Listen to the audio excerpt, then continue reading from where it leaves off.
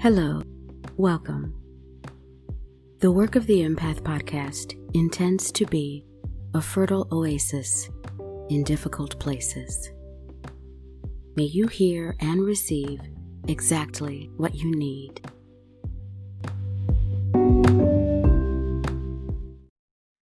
I hope that this will unfold into a long, satisfying, interactive relationship between you and I.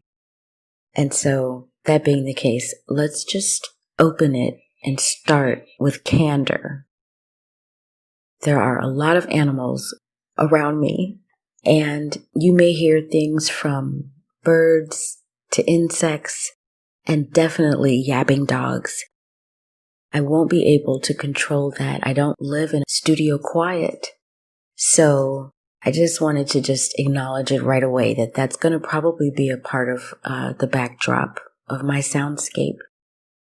And rather than be annoying, I hope that it'll be a reminder and a signal of natural life that isn't being regulated, that isn't being muted, censored, or silenced. Okay, so welcome to the first episode of The Work of the Empath. Let's get definitions so that we can align ourselves. What do I mean by work? What do I mean by empath? And why am I putting these things together?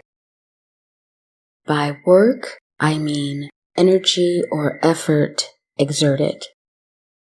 And by empath, I mean people who have the capacity to feel the suffering of others. And I'm specifying that word suffer because that's what turns up in the essence of the word itself. Years ago, like 2009, is when I first started diving into what does it mean to be an empath, and a lot of the journeys start out similarly. The person is like overwhelmed, fatigued, feeling crazy, and they often are looking for ways to manage and then eventually flourish with these guys, man, with that heightened perception and awareness and sensitivity. And to move from the stages of, oh, it's all such a challenge, to how can I tap into being an empowered poet? How can I leverage and optimize my gifts as an artist? So there's different levels. 10 years ago, I started educating myself on being an empowered empath. And one of the things I noticed about the word empath, the root there is pathos, Pathos, and you'll see that in sympathy, apathy, pathology, pathos. So that has to do with feeling and emotion. And the word empath is very rooted in feeling and emotion. Okay. And I had no problem embracing that. But the part I resisted was the turning up of the word suffering. That word always turned up whenever I was, searching into the etymology of the word. So it took 10 years, but I now am at the point of fully accepting that the work of the empath, the exerted effort and energy of the empath does include dancing, living with, transmuting, learning from suffering. That's a part of it. And that may feel or sound janitorial, custodial, like clean up in aisle 7. And that's not necessarily glamorous, but that's not what I'm creating this show to discuss about, how glamorous could we make being an empath.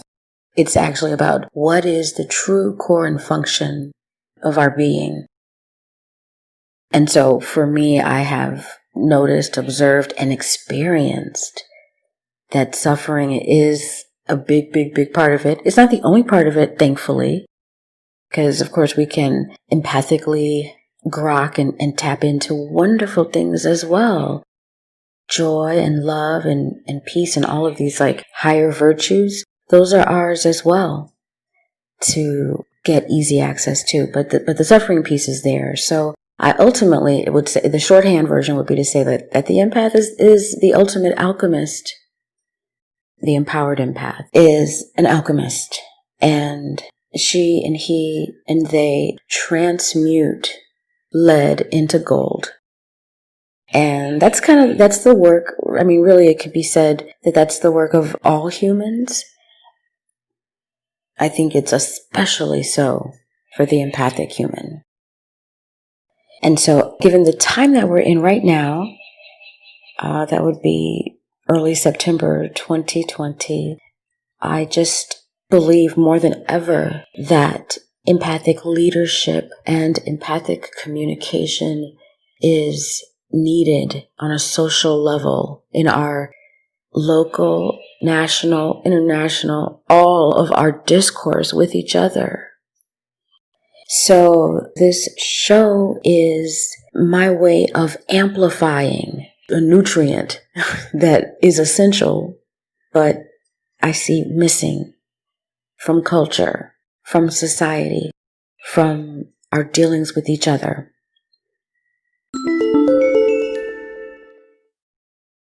Anchor is what I used to make this podcast. It's easy and also free. You can record and edit right from your phone or computer. Then Anchor hosts your podcast and offers free distribution to all major podcast platforms, including, of course, Spotify, as well as Apple Podcasts, Google Podcasts, Overcast, Breaker, Castbox, and others. You can also make money from your podcast with no minimum listenership, with an ad as simple as this one. Just download the free Anchor app or go to anchor.fm to get started.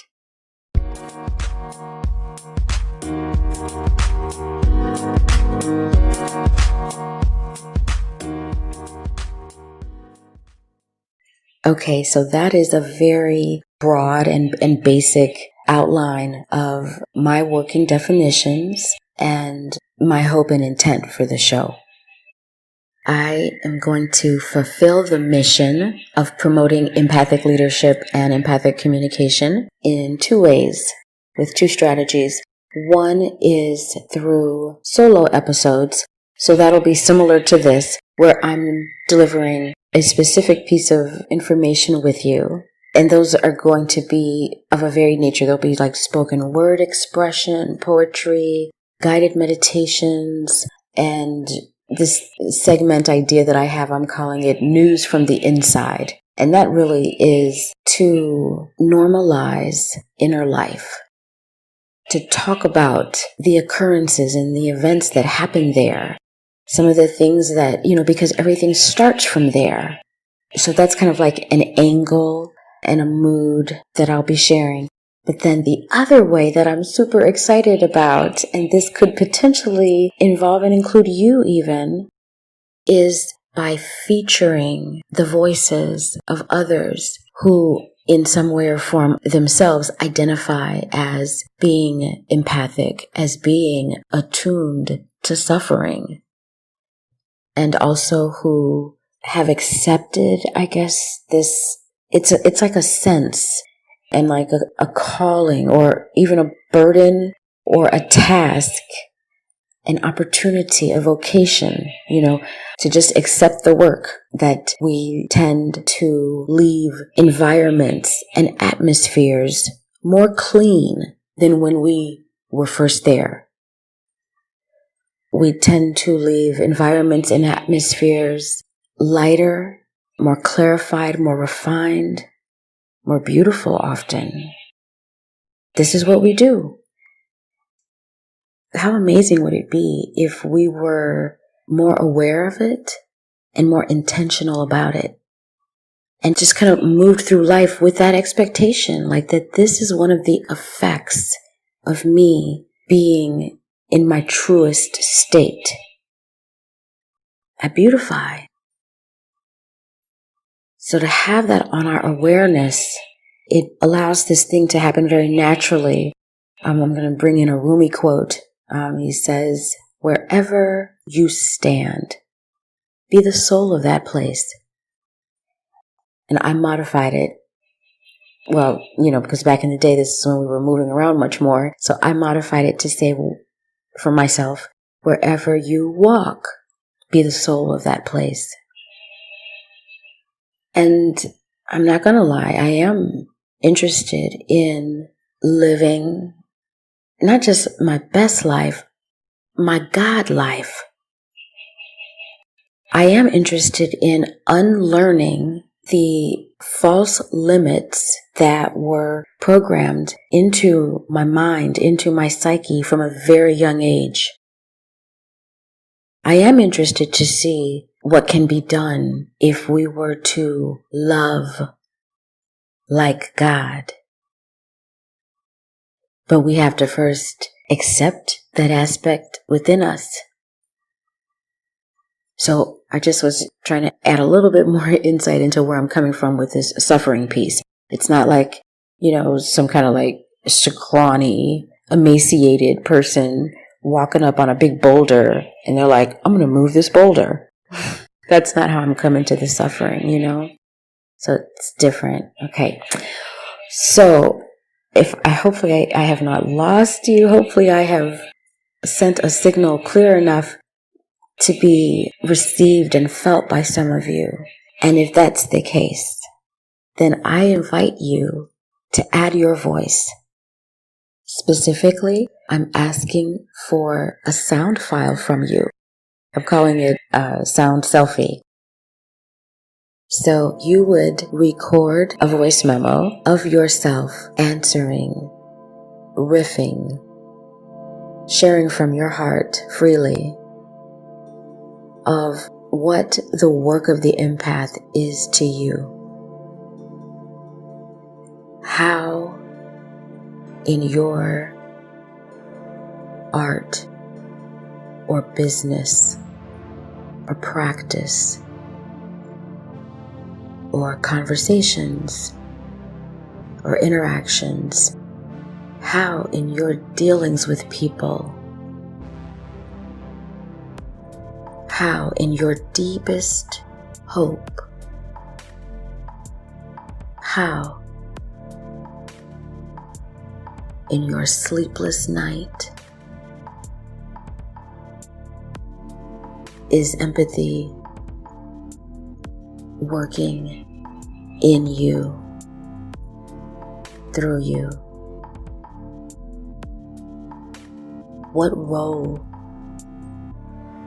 does it play in your life, in your relationships?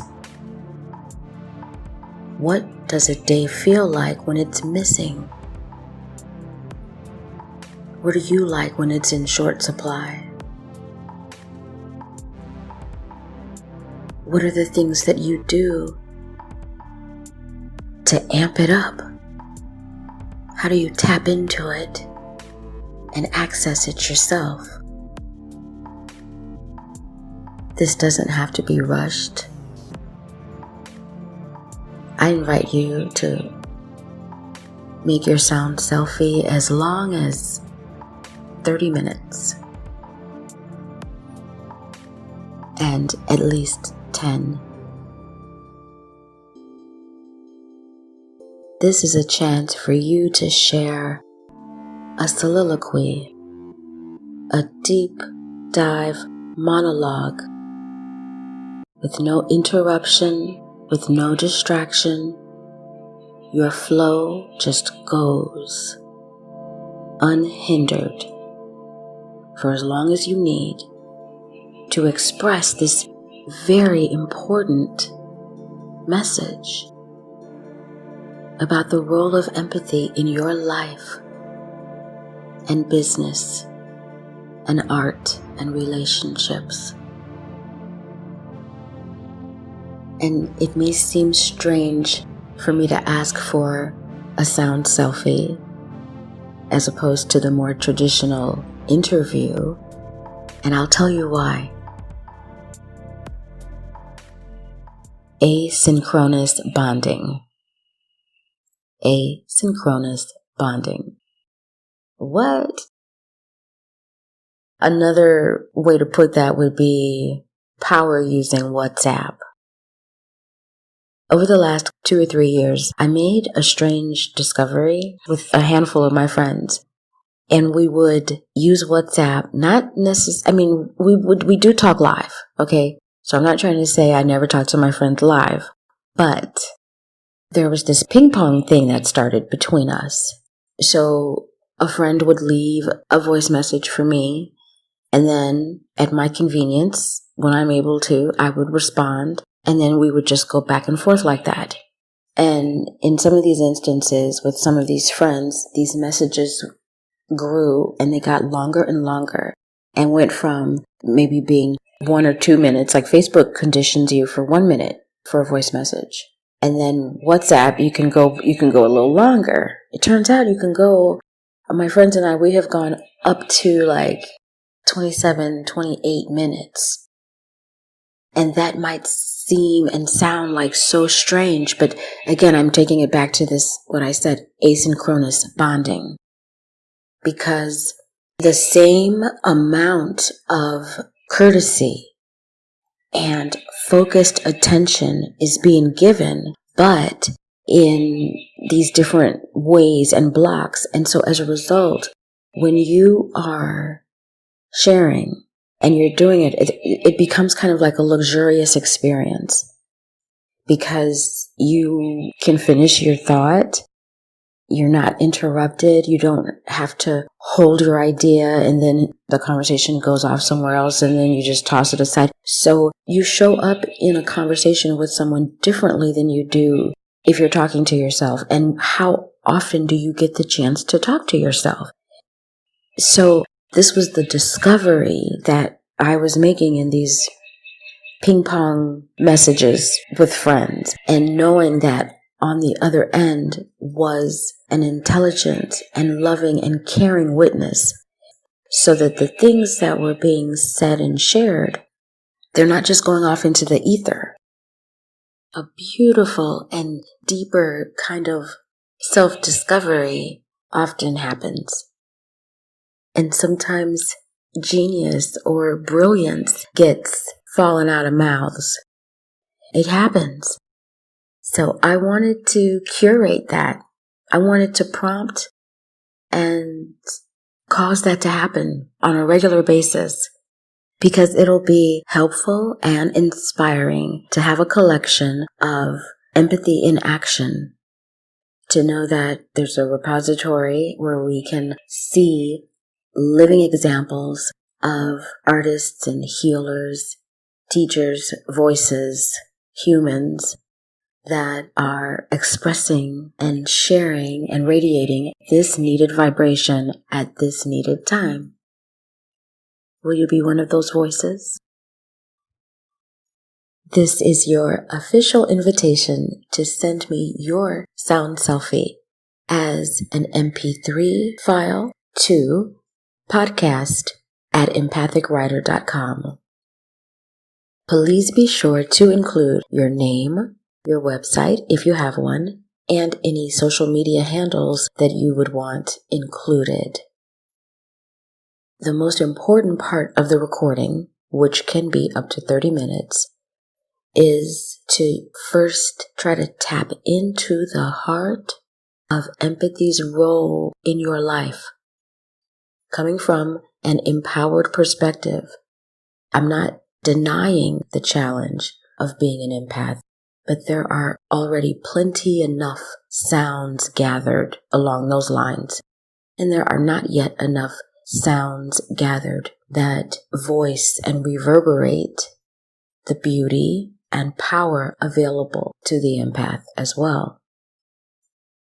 So that's the curation that I'm doing and inviting you to join me in doing. You might share empathy in your life as a song. I actually have several musician friends, and this is one way. Many of my healer friends share their empathy through healing work. So that's the point. It's to each featured voice is an additional stroke in this painting, this masterpiece, that is a reflection of our breadth and depth and wild array and collection of talents and gifts and abilities. This is what I want to show, but I can only do it with your voice, which I hope to feature. So you can look ahead to future episodes and see what an example will sound like. But I do thank you for having spent time listening to this episode just so that we could be aligned and you can know the frame for this conversation. So if you think this is a cool concept and you would like to help me expand the project, then please share this show either by link or by word of mouth with other people that you think are also interested in empathic leadership and empathic communication. Okay, that is bringing us near the close of this first episode, and I'd like to acknowledge that most of you won't want to be a featured voice, and I get that. But I still want to hear from you too, as a listener, as someone in the audience. Your feedback, your thoughts and feelings about what you've heard so far matters to me. So I invite you to please share your comments with me. You can do so by finding this episode at my website, EmpathicWriter.com, and there's a page marked podcast. And so just look for where this one will be posted, and then you could leave a comment for me that I could respond to in future episodes or right there in the comment section. But I just want to create a way for this to be more inclusive of input from you. Okay, new friends, that is all for now. Wishing you love and liberation. Talk soon.